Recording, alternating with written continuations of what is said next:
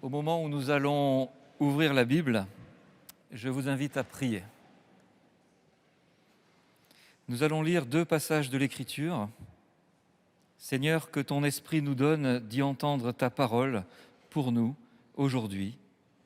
Amen. Nous lisons dans la lettre aux Hébreux au chapitre 11. Par la foi, Abraham obéit quand Dieu l'appela. Il partit pour un pays que Dieu allait lui donner en possession. Il partit sans savoir où il allait. Par la foi, il vécut comme un étranger dans le pays que Dieu lui avait promis. Il habita sous la tente, ainsi qu'Isaac et Jacob, qui reçurent la même promesse de Dieu. Car Abraham attendait la cité qui a de solides fondations, celle dont Dieu est l'architecte et le constructeur. Par la foi, Abraham fut rendu capable d'être père, alors qu'il avait passé l'âge de l'être et que Sarah elle-même était stérile. Il eut la certitude que Dieu tiendrait sa promesse. C'est ainsi qu'à partir de ce seul homme, pourtant déjà marqué par la mort, naquirent des descendants nombreux comme les étoiles dans le ciel, innombrables comme les grains de sable au bord de la mer.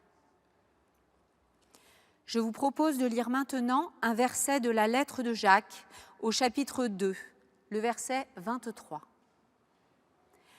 Ainsi s'accomplit ce que l'Écriture déclare. Abraham eut confiance en Dieu et Dieu le considéra comme juste en tenant compte de sa foi. Et Dieu l'appela son ami. Et Dieu l'appela son ami. Vous savez ce que c'est qu'un ami ? C'est quelqu'un qui me connaît bien et qui m'aime quand même. Alors, je ne sais pas si vous avez un tel ami, mais Abraham, lui, en a eu un, et pas n'importe lequel. Dieu lui-même, nous dit la lettre de Jacques. Alors, je trouve ça très émouvant, et ça me pose 3 questions. La première, c'est qu'est-ce que Abraham a fait pour mériter d'être l'ami de Dieu ? Alors, la lettre de Jacques nous dit que sa foi et ses actes agissaient ensemble, qu'il était juste. Alors, c'est beau, mais si l'amitié de Dieu, c'est la récompense de ma perfection, alors ça m'inquiète en même temps. Parce que ma foi est souvent chancelante, mes actes ne sont pas toujours à la hauteur de ce que je voudrais, je suis loin d'être juste. Abraham, lui, c'est le père des croyants.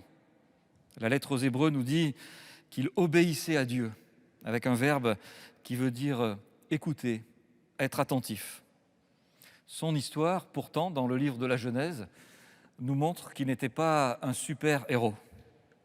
Abraham n'a pas suivi à la lettre un corps de doctrine. Il a cru comme il pouvait, qu'à un cas, découvrant peu à peu un Dieu qui lui parlait, le Seigneur, qui l'invitait à la vie. Abraham n'a pas toujours été dans une confiance sans faille en ce Dieu. Il a eu des moments de doute et de découragement. Il a eu des moments où il n'y croyait plus. Abraham ne suivait pas des cérémonies ou des rites réguliers. Il a même reçu la bénédiction d'un prêtre d'une autre religion. Et puis, Abraham n'a pas fait que des choses bonnes.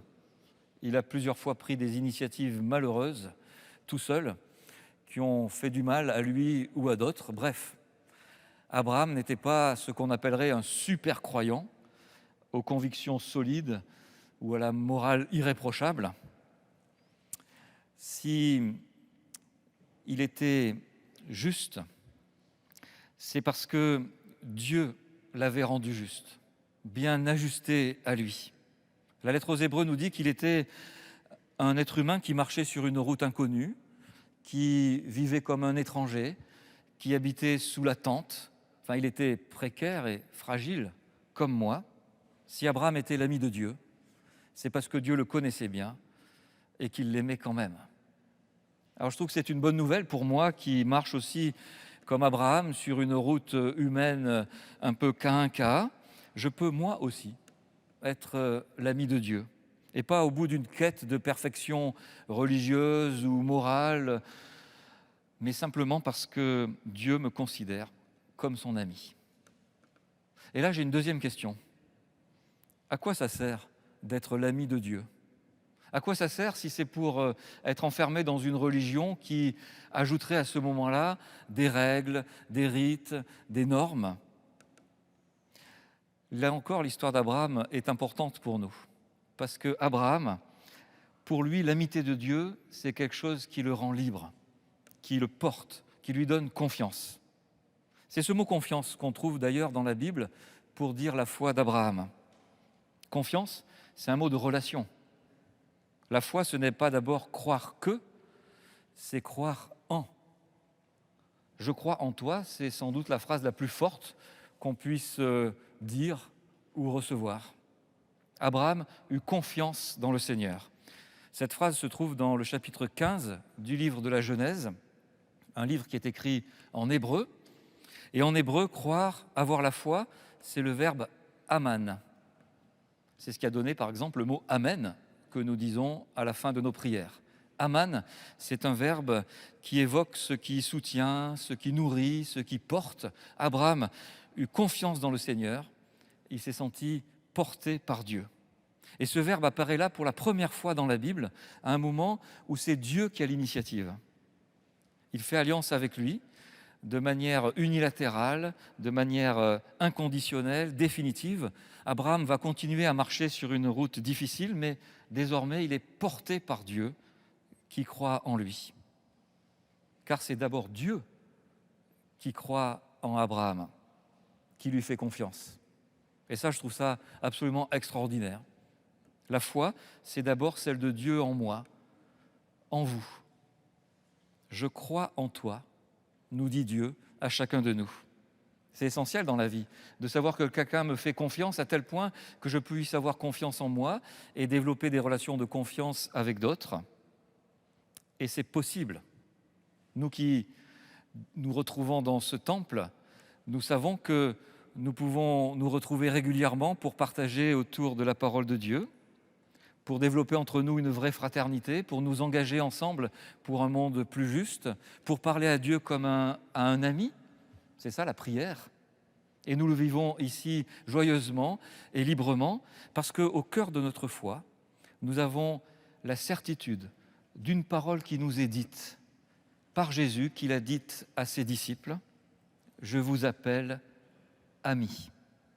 Jésus-Christ, c'est Dieu dans la proximité avec des hommes et des femmes tout simples, des disciples bien fragiles, des personnes en souffrance ou en recherche, une proximité jusqu'au bout, jusqu'à la croix, ce moment où Dieu partage nos angoisses et nos souffrances, une proximité qui est promesse de vie, puisque au matin de Pâques, le tombeau est vide, le Christ entraîne ses disciples dans la confiance en la présence aimante de Dieu, et il les appelle à partager cette amitié avec les autres.